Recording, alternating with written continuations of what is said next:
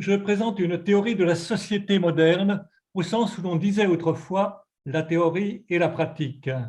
La théorie, en ce sens fort, n'est pas une science particulière ni une philosophie. Elle cherche à répondre à une exigence de savoir qui est proprement celle du citoyen. Dans ce quart d'heure d'introduction, j'avancerai quelques brèves propositions qui demanderaient évidemment de plus longues explications. Dans le Capital, Marx aborde l'exploitation comme un trait général de l'histoire humaine. Il convoque à ce titre, en forme de comparaison, j'ai quelques petites interruptions sur mon écran. Trois modes de production. Le féodalisme, où l'on distingue clairement la part du produit qui revient au producteur et celle qu'elle doit laisser au propriétaire. L'esclavage, où le producteur semble totalement dépouillé de son produit, alors même qu'il en consomme une partie pour sa reproduction. Voilà. Attendez, j'ai un petit blanc là. Et le capitalisme, où l'exploitation semble avoir disparu, puisque le travail est payé à sa valeur sur le marché.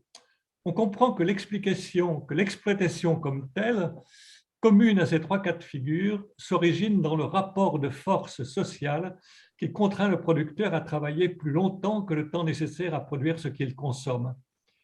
Mais une théorie de l'exploitation proprement capitaliste implique un instrument conceptuel qui permette de le faire apparaître. Marx donne à cet instrument le nom de valeur. Il définit la valeur d'une marchandise par le temps nécessaire à sa production marchande. Ce concept nous permet de comparer ce que le salarié produit et ce qu'il consomme en se référant au temps requis. Si l'on suit cette analyse proposée par Marx, il n'y a pas d'inégalité sociale entre les humains. Il n'y a pas d'inégalité, mais seulement des rapports d'exploitation qui reposent sur des rapports de force sociale.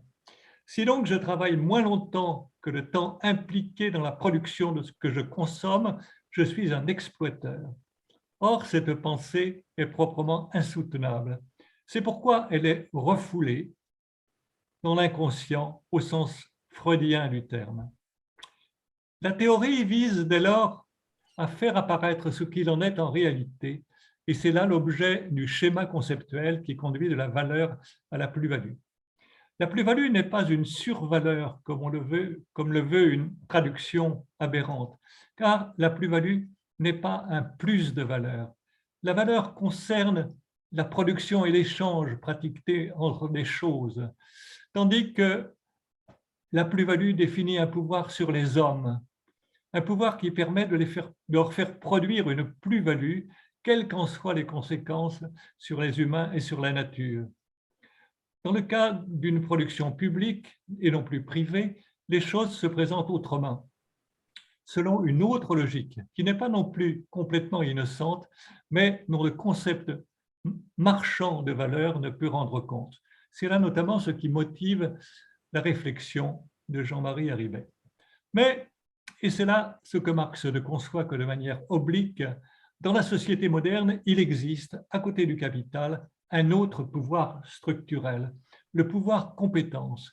Il ne s'agit pas proprement d'un savoir-pouvoir au sens de Foucault, mais plutôt d'un pouvoir compétence au sens de Bourdieu. Il relève de certains savoirs conférés par une autorité compétente qui donne compétence, c'est-à-dire autorité compétente. Il est proprement le pouvoir de l'autre force sociale dominante. Tout comme le pouvoir capital domine le marché, le pouvoir compétence domine l'organisation sociale. Ce couple marché-organisation est central chez Marx, mais de cette découverte, il fait un usage erroné. Dans son grand récit, il nous conduit du marché capitaliste à l'organisation socialiste. Et dès lors, le projet historique que représente le marxisme depuis plus d'un siècle est en réalité celui d'une alliance entre le commun du peuple et la force compétence en vue de juguler le pouvoir capital. En ce sens, il s'agit d'un compromis stratégique qui n'a cependant de légitimité que dans la mesure où le pouvoir populaire se mobilise en vue d'hégémoniser le pouvoir compétence par la puissance d'une démocratie partagée entre tous. La logique du capital est celle de la concurrence pour la plus-value. Elle pousse au productivisme et au consumérisme. Quant à la logique de la compétence, elle est celle de la compétition, pas de la concurrence, mais de la compétition. Elle conduit au sommet, à la course inconsidérée aux grands projets et tout au long de l'organigramme social, à la recherche de la distinction ostentatoire, qui est l'autre principe moteur du consumérisme et donc aussi du productivisme. Pouvoir capital et pouvoir compétence sont donc à comprendre comme les deux volets de la menace écologique que la structure moderne de classe fait peser sur l'écologie planétaire. On dira en toute rigueur que la logique du capital est de produire pour le profit et la logique de la compétence est de produire pour produire, c'est-à-dire de produire des valeurs d'usage supposées, mais à nouveau, lesquelles et pour qui. L'État moderne est donc à comprendre comme le lieu social écologique d'un duel triangulaire. Il y a en effet deux classes, une classe dominante qui tout à la fois rassemble et oppose les privilégiés de la propriété et les privilégiés de la compétence, et une classe populaire, celle des sans privilèges, qui est la classe fondamentale. Il s'agit donc bien d'un duel entre deux classes, mais qui se déroule sous la forme d'une confrontation entre trois forces sociales, deux en haut et une en bas. C'est là le paradoxe que je désigne comme celui du duel triangulaire. C'est en effet le terrain de la politique, qui est un jeu de lutte et d'alliance en vue de l'hégémonie. L'État est la relation politique entre ces deux classes et ces trois forces sociales. Il ne se confond pas avec l'appareil d'État, on le verra tout à l'heure. Le marxisme s'est intéressé à l'appropriation des moyens de production par une classe, mais ce qui lui manque, c'est de ne pas avoir su concevoir aussi rigoureusement l'appropriation d'un territoire par une communauté, c'est-à-dire la nation. La nation, pourtant, est le terrain premier de la lutte moderne de classe. C'est sur cet espace que se définit concrètement ce qui est à partager, à contrôler et à faire vivre. Voilà ce qui est officiellement proclamé comme étant à nous, c'est-à-dire à nous tous. C'est là le grand affect politique. Nous aimons la terre-patrie parce qu'elle est à nous.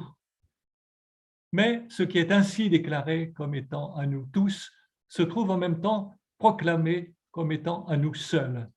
En même temps que le frère, l'État-nation moderne définit le non-frère, l'étranger, désigné comme ennemi ou intrus potentiel.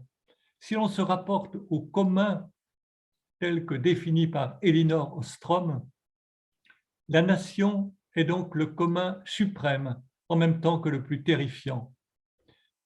Au regard de l'écologie, c'est aussi sur le territoire de l'État-nation et non dans la tête des philosophes des Lumières que l'homme moderne s'affirme comme maître et possesseur de la nature. Cela sous l'égide d'une machinerie nationale de corps compétents, organisés, d'administrateurs, de managers, de savants patentés, économistes, géographes, démographes et de policiers qui ont la tâche de faire concrètement de ce territoire national notre chose, notre bien commun. C'est pourquoi il convient de parler de nation et de nationalité plutôt que de race. En effet, l'ordre social moderne n'est pas seulement celui d'une structure de classe, mais aussi celui d'un système, système-nation, système-monde, système des nations, système inégal, donc colonial, dont la race n'est que la conséquence historique. Le second terme, social et écologique du triptyque de la domination, sera donc celui de nation. On dira donc classe, nation, genre. Mais pour comprendre la relation entre la structure de classe et le système-monde, il faut remonter plus haut dans la construction théorique, plus haut que la structure, jusqu'à ce que j'ai désigné comme sa métastructure. En ce sens, c'est bien ainsi que Marx procède dans le Capital. Pour définir la structure capitaliste, la structure de classe, il doit d'abord construire sa métastructure, son présupposé. soit, on l'a vu, le rapport social de marché, qui n'est pas un rapport de classe. Il souligne certes aussi qu'il existe deux modes de coordination rationnelle à l'échelle sociale, qui sont le marché et l'organisation, mais c'est pour nous dire que l'histoire moderne nous conduit de l'un à l'autre. Or, ces deux formes rationnelles de la raison commune sont aussi les deux facteurs modernes de classe. Le commun du peuple doit donc lutter d'emblée contre cette double domination. Il ne peut le faire qu'en mobilisant tout à la fois les forces de l'organisation pour maîtriser les forces du marché et sa propre puissance démocratique pour hégémoniser les forces de l'organisation. La métastructure renvoie ces deux médiations, marché et organisation, à l'affrontement discursif immédiat. La métastructure constitue le point origine auquel nous ramène sans cesse la lutte moderne du commun du peuple, dont la logique est d'imposer un ordre de parole. Or, par contraste avec cette structure État-nation, le système, je joue sur structure-système, le système des nations, qui est l'autre volet de l'ordre social moderne, ne présuppose pas une telle métastructure. Il est principalement rapport de force. Dans ces conditions, la lutte sociale écologique affronte une troisième menace militaro-industrielle, celle de produire pour conquérir. L'écologie politique du commun du peuple est donc structurelle, systémique, structure de classe, système du monde. Le troisième terme du triptyque de la domination est celui de genre. Il occupe une grande place dans mon livre. Je l'aborde lui aussi en termes métastructurels, mais je dois ici le laisser de côté. Passons maintenant de ces considérations générales qui concernent le cours général de la modernité à la situation présente, à l'ère du néolibéralisme. Dans les années de l'après-guerre, les capitalistes ont progressivement compris que l'ordre marchand n'est pas un ordre naturel. Ils se heurtaient en effet à un obstacle, à la résistance que leur opposait au sein des divers États-nations une certaine alliance entre la classe populaire et les compétents, à l'ère de ce qu'on a appelé l'État social. Il fallait donc imposer le marché.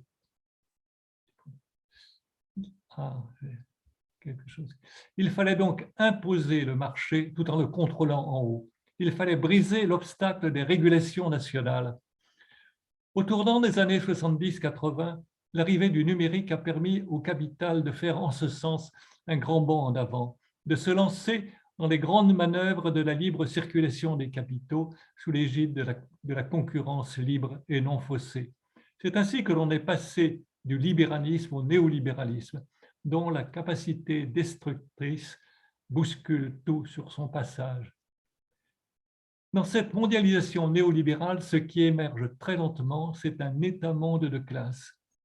Et les concepts socio-écologiques de la structure de classe, loin d'être obsolètes, se révèlent aujourd'hui dans leur pertinence ultime. En effet, la lutte de classe au sein de l'État-monde n'oppose pas, là non plus, les 99% d'en bas aux 1% d'en haut. Encore un mot d'ordre dérisoire. Elle est à comprendre dans les termes du duel triangulaire qui est le propre de la structure moderne de classe. Ce qui signifie que nous ne sommes pas en proie à un capitalisme absolu, comme on l'a dit, car l'État-monde n'est pas seulement la chose des dominants, la puissance d'en bas. La puissance d'en bas est elle aussi présente à l'échelle du monde. Cet État-monde, et c'est là ce qu'il faut bien comprendre, est en effet un processus qui émerge au sein même des divers États-nations, à mesure qu'elles en viennent à se doter de constitutions qui font du libre marché leur loi suprême, se rangeant ainsi sous l'autorité constitutionnelle du marché mondial, ce que Marx désignait comme l'aliénation suprême. Mais corrélativement, les luttes nationales, les luttes intranationales d'en bas sont désormais des luttes d'État-monde. Ce qui nous empêche de reconnaître le concept d'État-monde, c'est notamment l'idée libérale selon laquelle plus il y a de marché, moins il y a d'État, alors que le néolibéralisme suppose en réalité un État fort. mais c'est aussi l'idée que l'État-monde serait contredit par la prolifération des sous-systèmes qui donnent lieu à des coalitions militaires, à des zones de libre-échange, etc. En réalité, l'État-monde n'abolit pas le système-monde, qui est, comme on l'a vu, l'autre volet de l'ordre social moderne. Il ne fait que s'entrelacer à lui de façon perverse et multiple. À l'échelle planétaire, cependant, le rapport de force au sein de ce duel triangulaire se trouve modifié. L'alliance entre le commun du peuple et les compétents devient plus vraisemblable. C'est ainsi que la pandémie a donné à des milliards d'êtres humains l'occasion d'entendre parler de l'Organisation mondiale de la santé, qui s'est manifestée comme une autorité morale et donc politique incontestable. Devant la réalité du désastre planétaire, seuls les compétents peuvent expliquer les causes et proposer des remèdes. Mais seul le commun du peuple peut les mettre en œuvre socialement par une lutte de classe, de nation et de genre. Il s'ensuit à l'échelle mondiale une nouvelle perspective d'alliance contre le pouvoir capital. La nation-monde commence ainsi à apparaître comme le commun suprême. Elle tient son identité de la corrélation entre le global et le local, entre la défense de la ZAD et la défense de l'ONU. La nation-monde n'abolit pas non plus le système-monde. Pour autant qu'elle existe, cette nation-monde, elle protège les peuples les plus faibles qui sont aussi les garants de l'environnement contre l'agression des grands. Ainsi naît un affect politique sans précédent qui s'empare de la communauté humaine tout entière, l'amour de la nation commune. Il n'est pas celui des maîtres et possesseurs de la nature. Il est le bonheur partagé de protéger un monde commun, commun aux humains et à tous les vivants. Et comme on le voit partout dans le monde, cette passion commence à gagner le commun du peuple, en commençant par la jeunesse. Il reste à savoir comment le commun du peuple pourra s'organiser politiquement à l'échelle du monde. Ce ne peut être sous la forme d'un parti populaire universel. En réalité, cette connivence politique populaire mondiale est aujourd'hui déjà en construction dans une multiplicité d'initiatives et d'associations, ONG et autres, qui opèrent sur tous les terrains, santé, égalité, éducation, liberté, qui ont pour enjeu commun le survie de la planète. En parcourant la carte du monde, à défaut de partis frères, on trouvera partout des associations sœurs. Merci.